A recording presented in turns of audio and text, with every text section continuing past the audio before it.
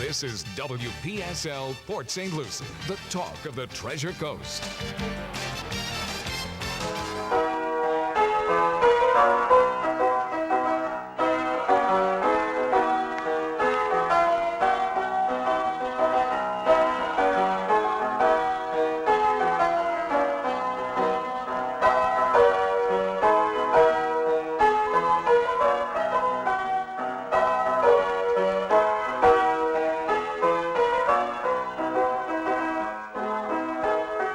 It's 10:07 at WPSL 1590, the talk of the Treasure Coast. And you're on Ask a Rabbi. And this is Rabbi Shafir Lobb of Congregation Eitz Chayim, your Jewish home on the Treasure Coast. And it is a beautiful Friday morning. It is the month of Adar, the month of rejoicing. And of course, it's a good time. It's a happy time. It's spring craziness. And what could be crazier than Purim, the festival of Esther? Uh-oh. Thank you to the book of Esther. Uh-oh. It explains why we have this crazy upside-down holiday. And that's really what it is. So was that book of Esther written in Las Vegas? It could have been. And by that, what I mean, it's called a Megillah, which means that it's a story. There are 5 Megillot, 5 stories in Scripture. They're not God's commandments. They're not prophecy. They're not psalms, which were prayers. They're just a story. And if you have any doubts of that, the hyperbole in the book of Esther is beyond. It's a satire. Today we would just say it's a satire story. It's set in Persia, and it speaks of the magnificence. Clearly, Persia was an impressive kingdom in the time. Obviously rich. We know now of gardens and all kinds of incredible things in the city. And Shushan is the capital of Persia. Persia is Iran, what we call Iran today. Right? And so we get from there the Parsis, which are Persians. Okay, right? that makes sense. So there's a connection in there, right? Yeah, and the language is Farsi. So so that older name of Persia is still there. And wow. Yeah. Okay. Right. So, and Ahasuerus, and I don't know if that's Xerxes or somebody else or who, trying to pin these onto actual people when it's a story. Yes. So we talk about George Washington chopping down the cherry tree. I don't, neither CNN, MSNBC, or Fox News were there to video it. I'm not sure it happened. It's an incredible enough story that it matters not. The point of it was to illustrate and make a memorable impression on people. And the same is true with the book of Esther. It's not meant to be factual. And you only have to read it with the least bit of care to get that. The story starts with the king throwing a party for 180 days. What? Yeah. And surviving? Well, barely, right? Because most of what they do in the party is drinking. You think? Yeah. In cups of gold, silver, and they're just enjoying the magnificence, celebrating the magnificence of his kingdom. And the queen, Vashti, is off having her own party with the women simultaneously. And then when the 180 days is done, he has a 7-day party for everybody else, who's not a big deal in Persia.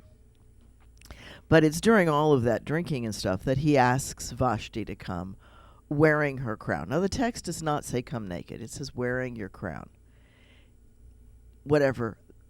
Again, does that mean only your crown? That's not what it says. It says wearing the crown. And candidly, would you want to be an attractive woman going into a party where the men have been drinking nonstop for that length of time? It does sound like Las Vegas. Yeah, well, yeah. Okay. And what happens if you're a single solitary woman without everything, it's just not a pretty scene. And so, of course, she doesn't come. And there's one of the things that I talk about to people that they may not realize. There's 5 genders that are discussed in the book of Esther. Oh, come on. Are I'm you going to serious. do that again? Yep. Oh, God. There are 5 genders. And, yeah, again, you have to read it. But going on with the rest of the story of the book of Esther, aside from this obviously ludicrous party where he then banishes the queen from his sight, whatever that means. Was that off with her head? I don't know. Or it could just mean that she was going to live forever after in the harem, because he clearly had one. So what does he do then when he wants a new queen? Because, once you banish her, you can't change your mind, even if you're the king of Persia. A law in Persia is a law in Persia. And that's an ongoing theme, that when the king says something in Persia, it cannot be revoked or changed. You can say something else, but you can't stop what's on the books, quote unquote. And so, much as he might have liked Vashti, he can't call her back, whether she's dead or in the harem. It's the same difference. She's banished from his sight forever. Well, I mean, if he'd been with her for a while, he might look for the next generation. And he does. So he rounds up all of the marriageable young ladies in the 127 provinces that make up his kingdom, all the way down to Ethiopia. So it's a huge piece of the state. And here's the next piece. The women that he rounds up are put into a facility where they are with one of those gender folks who is going to teach them how to pleasure the king. And in order to do that, they have 1 year to prepare. They have 6 months of baths and oils and what have you, and 6 months of instruction. And then they get to take, quote unquote, whatever they want with them from the house of women to the palace for their one night with the king. So how many of these ladies get chosen by the king? Well, none of them get chosen to be queen until Esther. Oh, I gotcha. Okay. Okay, so when it's Esther's turn, and it says of her that she was, very compliant, that she only took with her those things that Haggai told her to take, the keeper of the women. And so that's what, she does. In other words, she does exactly what he tells her. Mm. Yeah. So, and with that, she's able to properly pleasure the king, whatever he wants, and he falls in love with her and makes her queen. So she's been this kind of, and her uncle / adopted father, Mordecai, is catching news at the windows of the periphery of this women's encampment or women's building facility to find out how she's doing. So she's keeping track with him. And she's hiding the fact that she's Jewish. Okay. Interesting. So clearly he's not. Uh-oh. No, Mordecai is, but not the king. And so it's a recorded mixed marriage, and certainly the rabbis have a problem with that, but it's the story.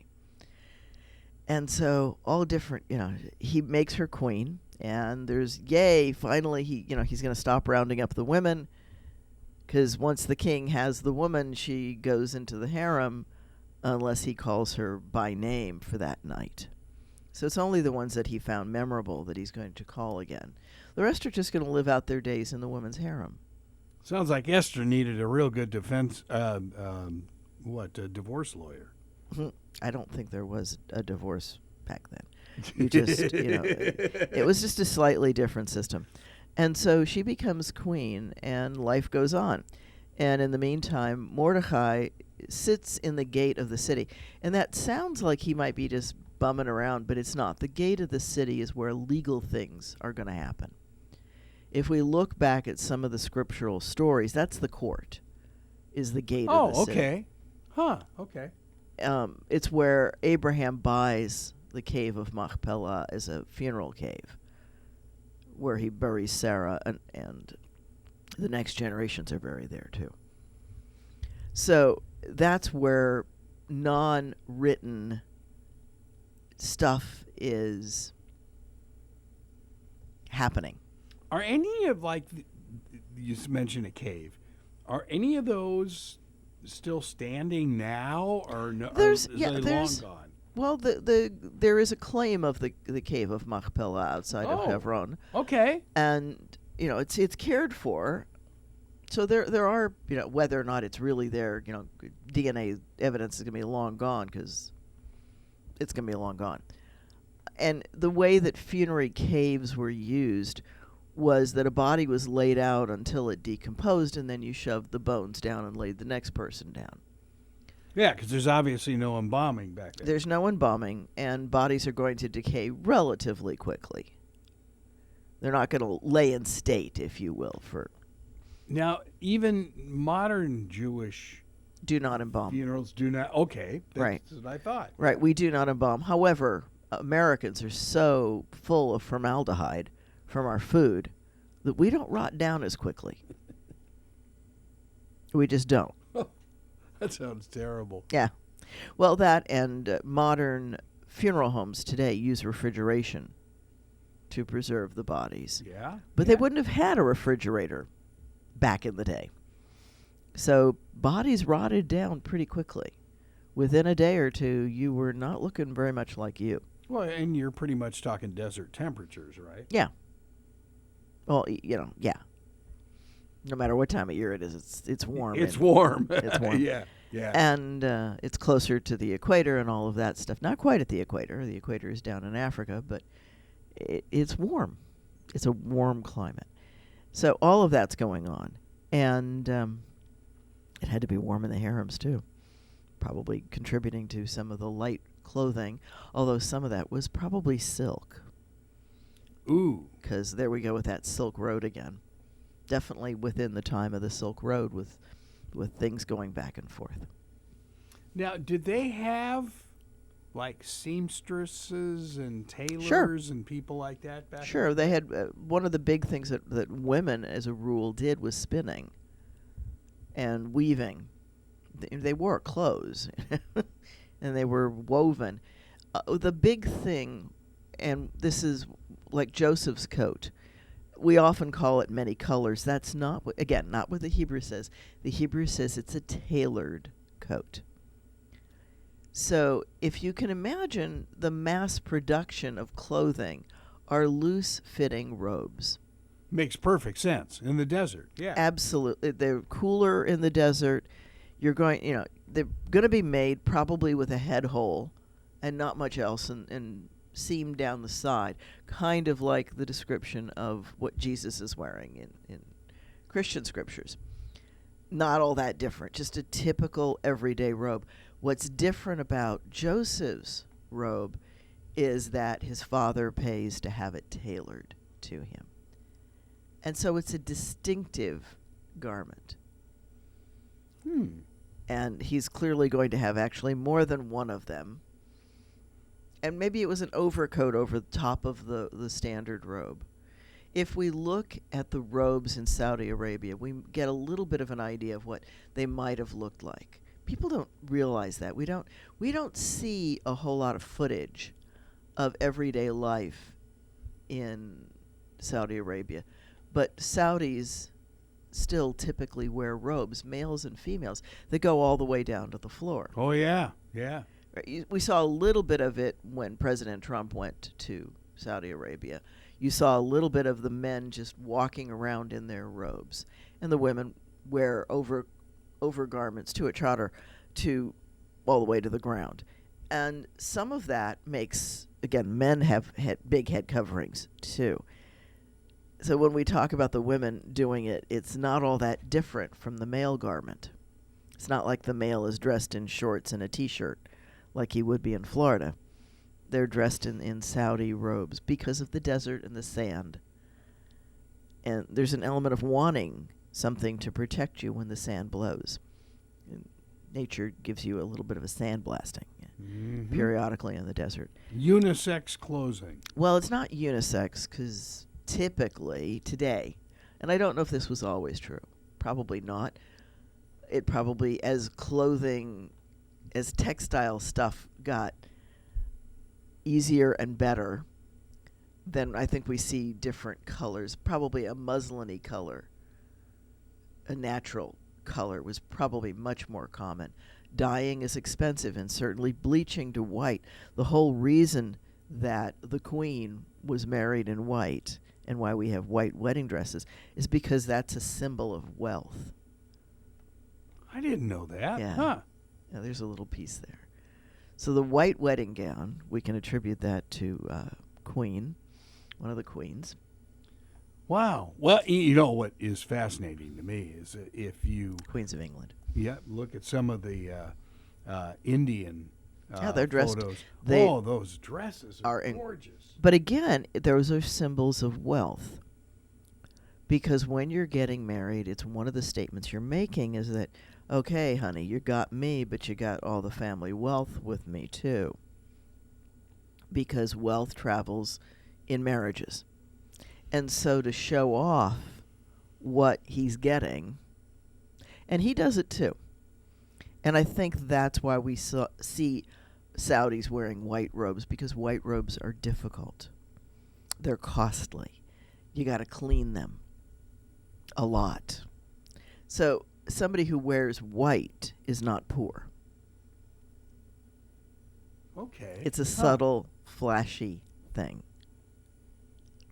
That's really interesting. Yeah. Huh. So there's a whole lot of subtlety going on in here. Back to Esther, because it's her festival.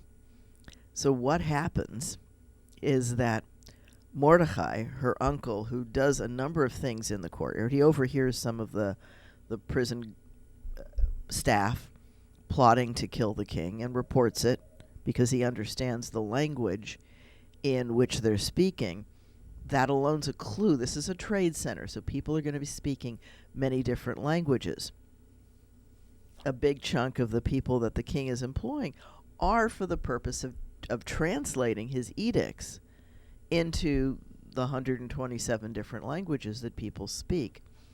It's not quite as easy as sending out a broadcast or posting it on Twitter or Instagram or Facebook or some social media.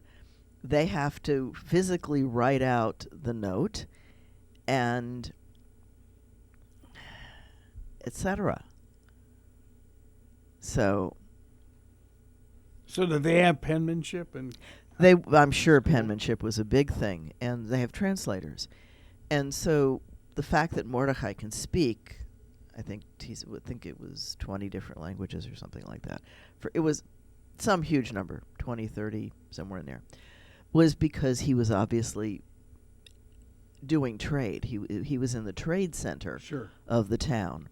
But you mentioned 127 different languages in that area? Yeah, that's what it says in scriptures. Well, wow. It spans all the way down into Africa, so it's all the way down the land bridge. Okay. Who knows how far into Europe? It's Eurasia. And sure. Okay. And, wow. Yeah, so there's a lot going on. Meanwhile, the king is partying and drunk.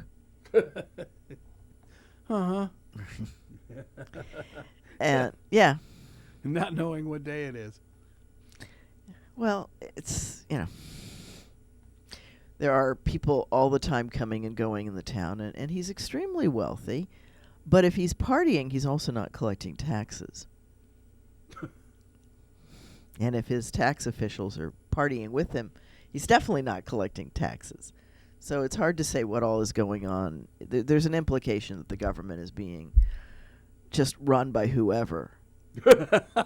And Haman, the bad guy in the story, rises to power inside the structure and has the king, he becomes the vizier, and he has an edict that everyone should bow down to him. And this is an interesting piece because Mordecai doesn't bow down to him. And when they ask him, the people ask, why aren't you bowing down to Haman, why are you ignoring the king's edict that everybody should bow down to him? It's not because he's not God, which is what some people say. It's not. What the text says is, he says, I don't bow down to him because I'm Judean, and he's a descendant from, yeah, there we go, from Agag, and we're supposed to blot out the memory of those folks. He's an Agagite. Racial stereotype. And derivative warfare, Hatfields and McCoy's kind of animosity that goes on between these two groups. So it's a personal thing, and because he says, I'm a Judean, then Haman decides to obliterate all of the Judeans because they won't bow down to him. Sure. And the claim that he uses is that these are a people who willfully disobey the king's edicts.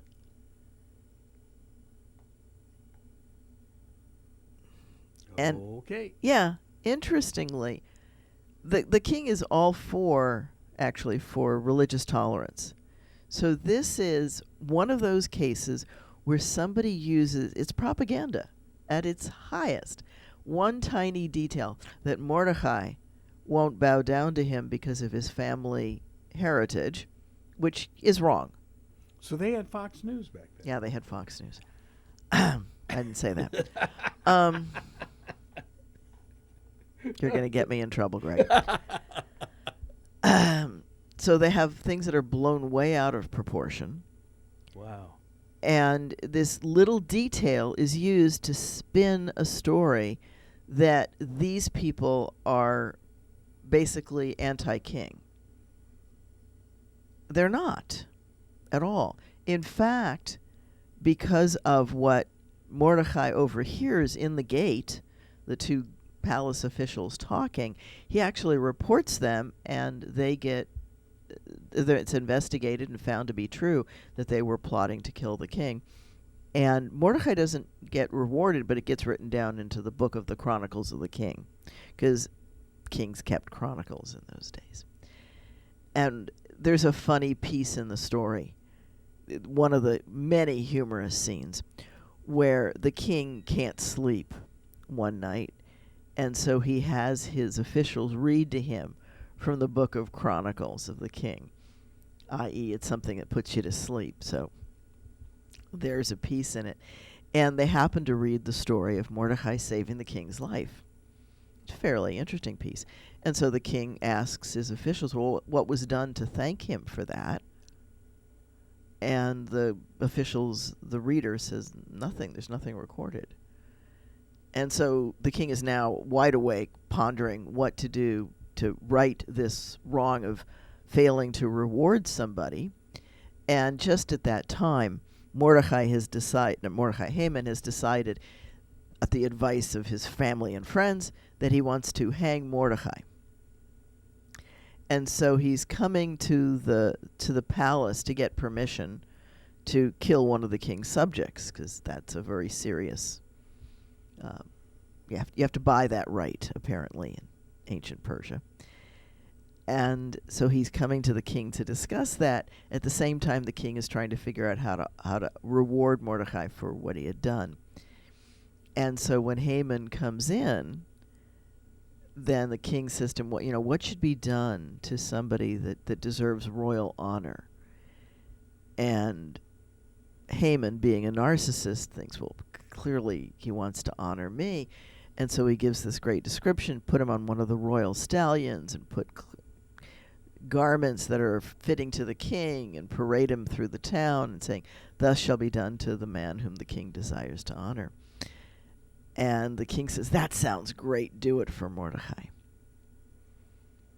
And so obviously Haman doesn't bother to mention that he's in the process of building a gallows on which to hang Mordecai. Instead, he does go and parades him through town, so adding to the... And that puts Haman in a really horrible mood. You think? Yeah, you think.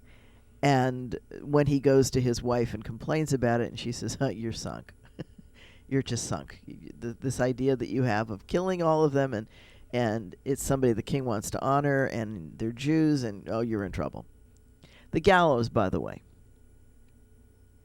50 cubits high, rather, 50 cubits high. A cubit is 18 inches. That means that the gallows is 75 feet high. Yikes. And it's supposedly erected in Haman's backyard. 75 feet. How do they get the person up there? That would be my first question.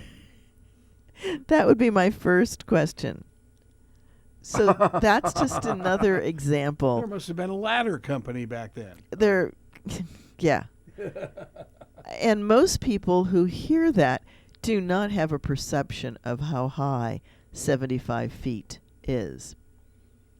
The limit on buildings in tradition is 100 feet. That's just a little bit taller than this gallows. And if you go through tradition today, you'll see that they're not 1 story or 2 stories. Mm-hmm. They're multiple stories high. I don't know how high Cleveland Clinic is offhand. It's got 6 stories, and the story's about 15 feet, I think. I would think. I would think. Oh, yeah. Something like 15 feet. It's probably 100 feet, I would think. Yeah. All of them, I would think. It's certainly, up and around there. So a gallows almost as high as Cleveland Clinic in tradition. yeah, Wow. in your backyard. In your backyard. Oh, yeah. It's something Everybody does. Sure. Yeah. So it's that kind of, Oh, boy. and there's even an interesting little piece, because at the beginning of it, when they're talking about the party, it says the king invited all of his officials throughout the kingdom, both big and small. Not great and lesser, big and small. They're different words, folks. They're not the same. You're talking height-wise, I hope. It is left to the imagination. Never mind. As is much of the book of Esther. Oh, okay. One of my favorite anecdotes, one of the things that we do to celebrate Purim is that we do what's called a Purim spiel, a Purim play. Spiel is a Yiddish word, meaning play, a skit. And it's usually done just making a mockery of the book, which is already, so it's a mockery of a satire. And it's a Saturday Night Live version of the book. It's, yeah, and then some. And there was one point when one of the women in the congregation in Tucson kept saying to me, I don't see it. I don't see that all of the stuff that you're saying, all the innuendo that you're saying is in the book, like big and small. And we had an interesting moment where this particular young woman, she was playing Esther in the story, and thanks to just some humorous things, we had a woman dressed as King Ahasuerus, and we had, there was some cross-dressing. It often does in the spiels, because it's just adds to the humor. But anyway, the king is standing up there, and somebody had made his golden scepter for him. It was a long pole with a toilet plum on the end of it, painted gold, the golden scepter. And Oh, God. and when Esther comes in and traipses in front of him, we told her just, kind of dance in front of him. And he takes the scepter and extends it to her. And in that second, she gets it. And so she proclaims, she says, I get it now, I get it. And she touches the golden scepter. The imagery is really very powerful. And, of course, we all chuckled at her getting it more than the skit. But Oh, God. yeah, you can imagine what the golden scepter is if it becomes erect and points to the person. Yes. Got it. You might ask, why is it? And it's written in that way so that children can hear the story at one level and their parents can hear it at the other. Because communities have kids and adults, and kids should not be exposed to the full ramification of that story. That's what our governor's saying. In a different way. Sorry about that. You are really trying to get me to be political. I'm really pushing you to. Yes, you are. Oh boy. So now, how long is this period of time? Supposedly In the Book of Esther? In the Book of Esther. It's not very long. It's only probably a year or 3 or 4. It's a year that the women wait in preparation. So however long it took for Esther to be rounded up, prepared, and spend her night with the king. And then when the edict is issued to kill the Jews on what is to become the eve of Purim, then, or rather the day after Purim, it's by drawing lots, and the word Purim means lots. It's because they wanted to pick an auspicious day to do. So it's making fun of superstition as well as how lucky did it end up being for them. Not very lucky at all. And when the edict, though, is put out that all of the Jews, that anybody can kill the Jews and take their stuff and do all that. So, yeah. And she says, well, the king hasn't called for me for over 30 days. So she only comes to the king when he calls for her. So she's in the queenly harem with whatever and whoever's there. And she prepares, and she doesn't out... So the king and queen are not together? They're not together on the average, only when he calls for her, because he's too busy partying, yeah. I was going to say running the government, but we all know that's not happening. So now are they sneaking babes into the party? I'm sure they were. I'm sure there was all kinds of stuff going on. And so anyway, so she dresses up in whatever she chooses to wear and goes to the king. And he, of course, extends the golden scepter. He does love her. And this man who has issued an edict that each man shall be the ruler of his castle.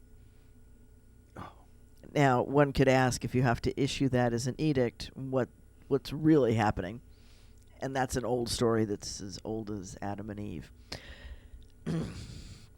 But in any event, so she comes in, and he says to her, what do you want? Even up to half of the kingdom is yours. So anything she wants, he's willing to give. What does she ask? She asks that he and Haman come to a party, a little private party that she's going to throw. And so they come to her chambers to this party. And then he says, okay, what's your request? We're here. What's your request? And she says, well, let's do this again tomorrow. She wants to make sure he's really appropriately potted. And so the second night they come back again to do that. And that's when she says to him, somebody wants to kill me because I'm Jewish. I'm Judean. And the king says, well, who would want to do such a thing as that? And she says, Haman, who's sitting here next to you. Oh. And of course he is quote unquote high on the wine and whatever they're drinking.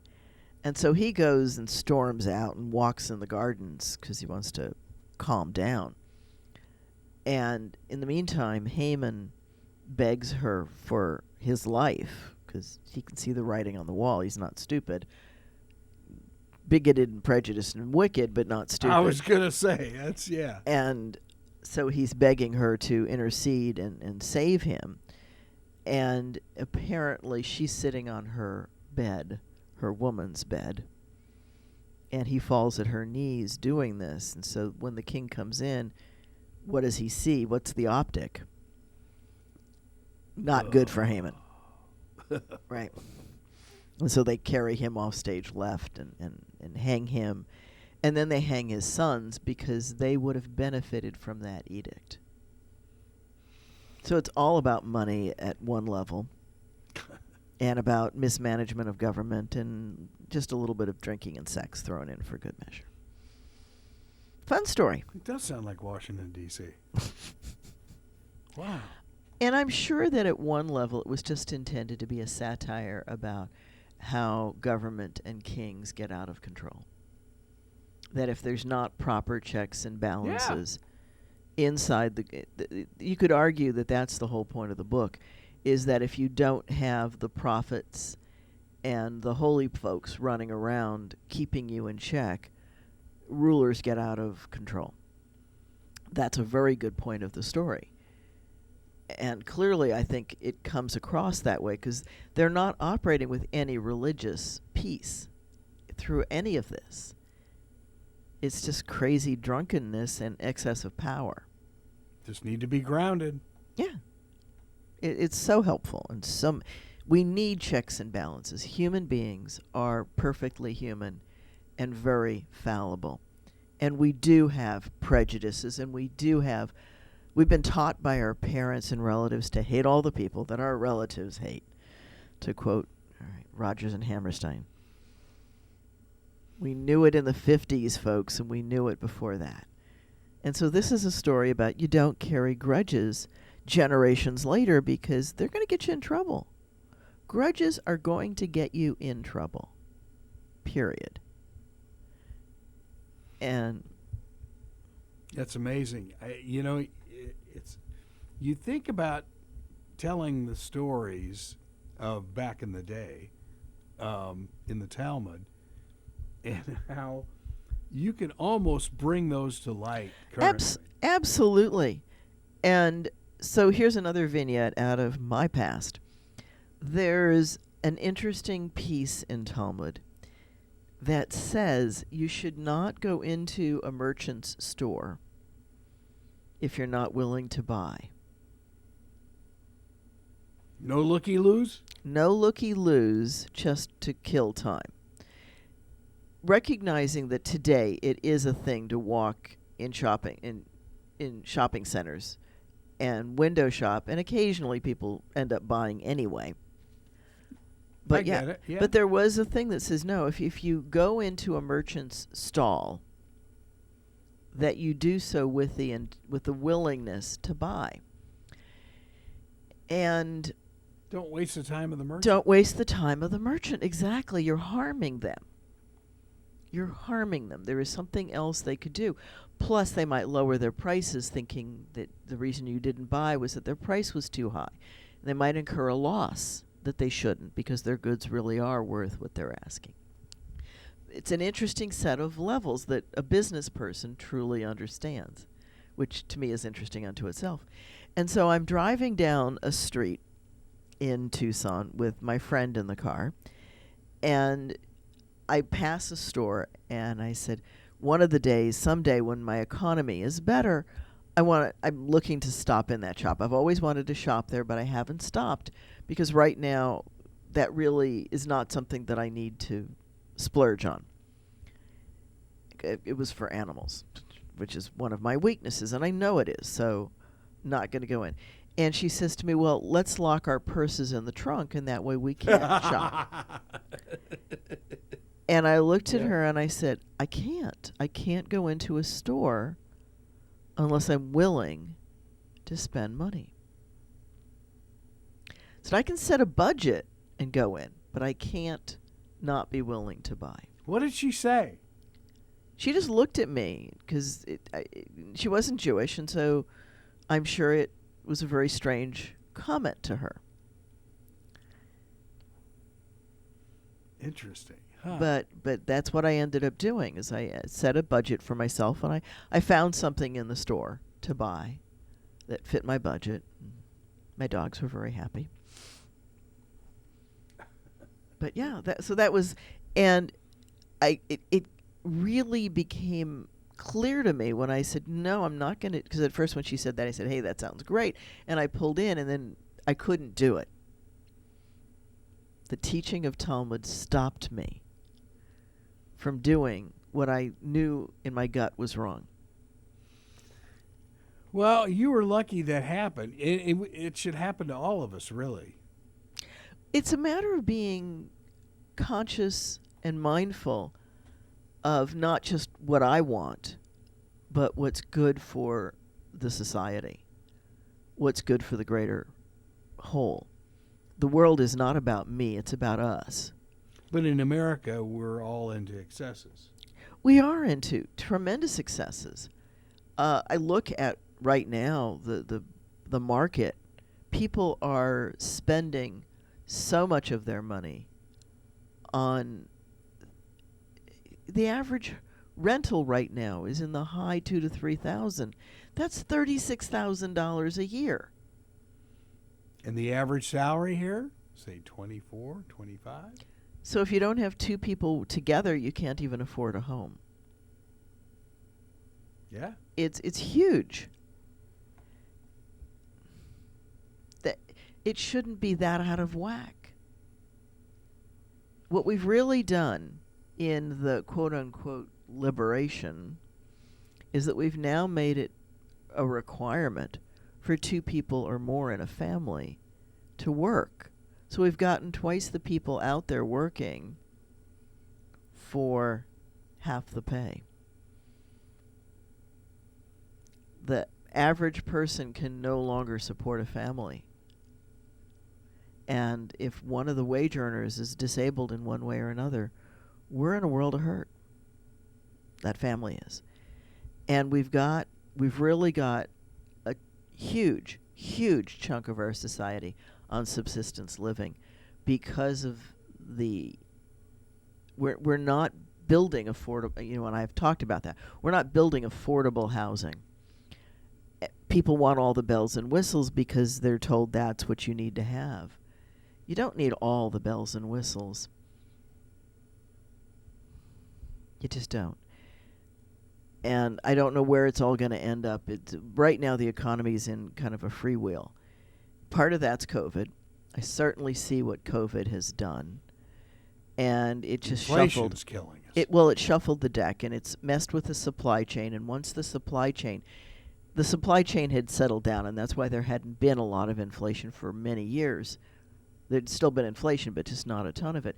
But with COVID and the shortage of goods and people willing to pay exorbitant prices, look at toilet paper. Crazy.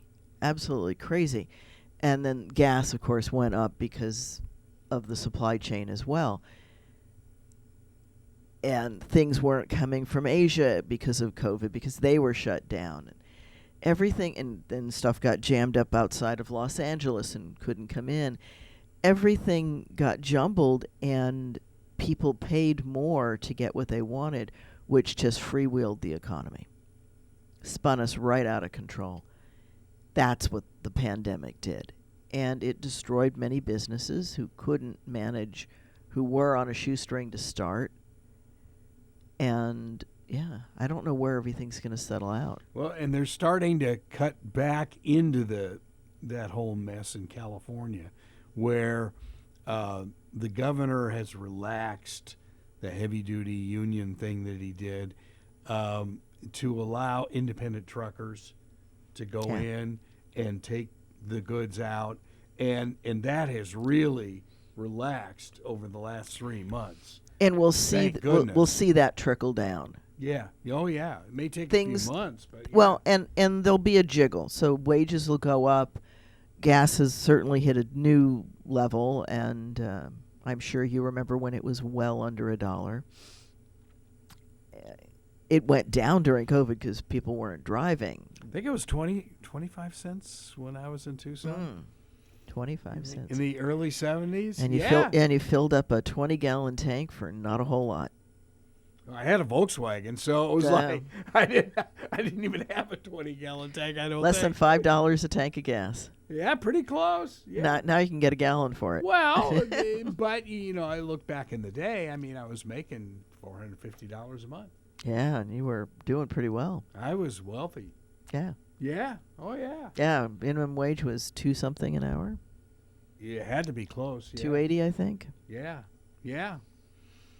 Yeah. Minimum wage is usually tied somewhere. It was funny. My father, the day that I found out about KVOA, my dad had gotten a hold of me in the hotel and said that I had gotten a job offer in Syracuse. Oh, for $850 a month. wow. But he said, take Tucson. And I said, what are you talking about?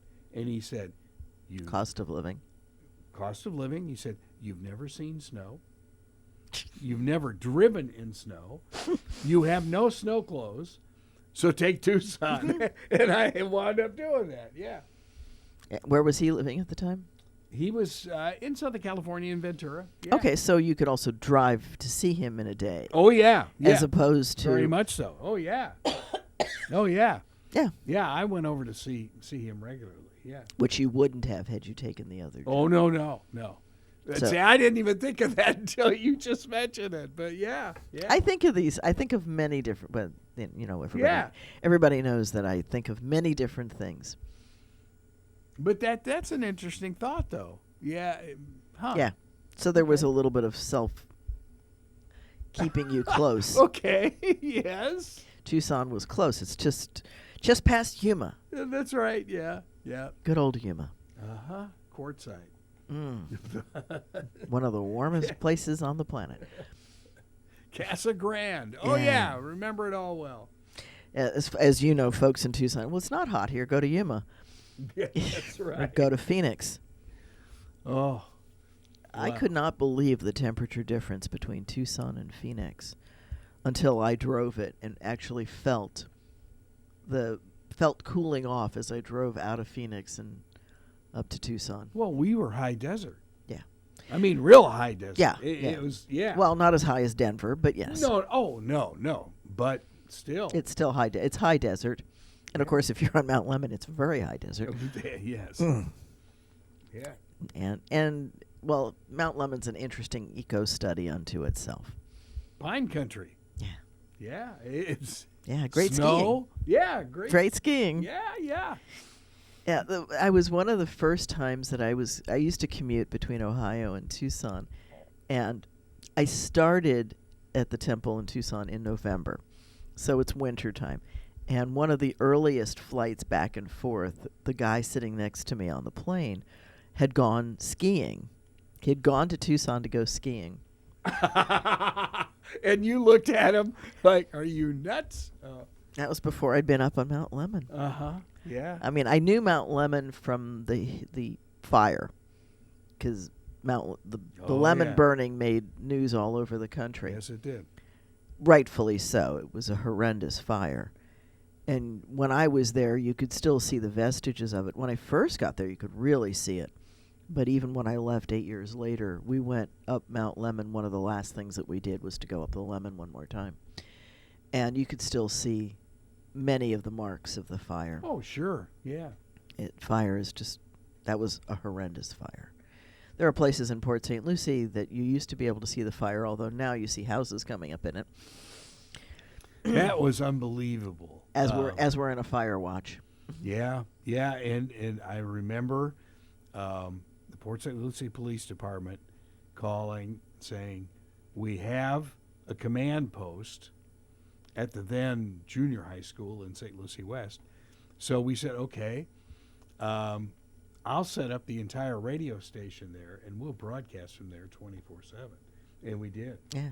And just microwaved over to the tower. And now it would be much easier to do that. oh yeah, but I mean, you were talking, when the fire was really at its worst stage, it could be 2, 3, 4 houses in an hour going up, and it was awful. I mean, it was awful, and it was that whole southwestern quadrant of the city. It was all woods, and not after it was done. yeah, not woods now. Yeah. Yeah, kind of like a smoky timber. And I saw a lot of those empty yes. trees when I first moved here. Know that Yes. sign far too well, thanks to both Tucson and here, and other places. Forest fires are a very serious issue. That's one of the big things that they watch for from the Great Wall in China, is fires. I didn't know that. Yeah, they watch for fires in their forests and are able to call in to Wow. yeah. I never even thought of that. to douse But it would them. make sense. Yeah, it's a great vantage point because you can see far and wide. Sure. Wow. And there are forests up in that. I wonder if they have a forest service. They probably They do. They do. Yeah. They have all kinds of things. We tend to think of them as being some kind of backwoods little rickshaw thing. They're not. If people would look at Well, look at their bullet trains and things Yeah, like bullet that. trains. I don't think they're backwoods. No, they're not backwoods. And even Wuhan is an amazing city because it's a trade center. Sure. Trade centers are always opulent and do have their seamy sides, as all cities do.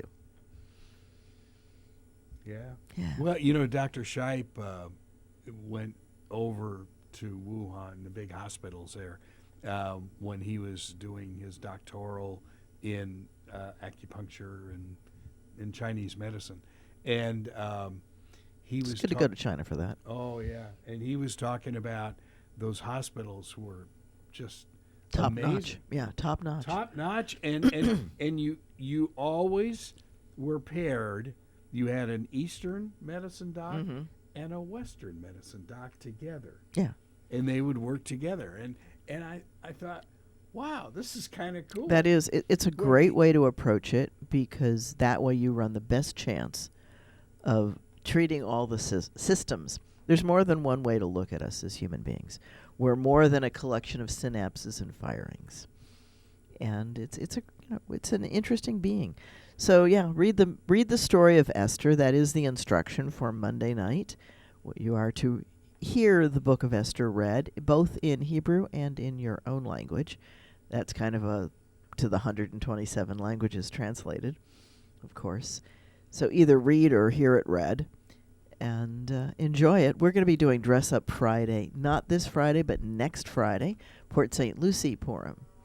And that's at 7:30 at 540 Northwest University Boulevard, Suite 102.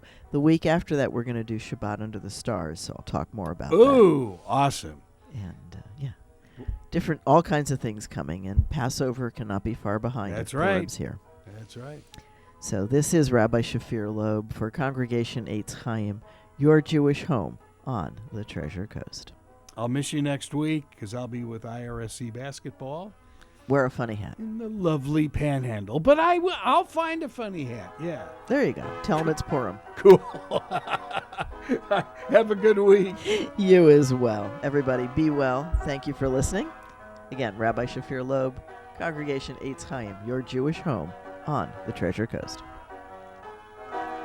This is WPSL, Port St. Lucie.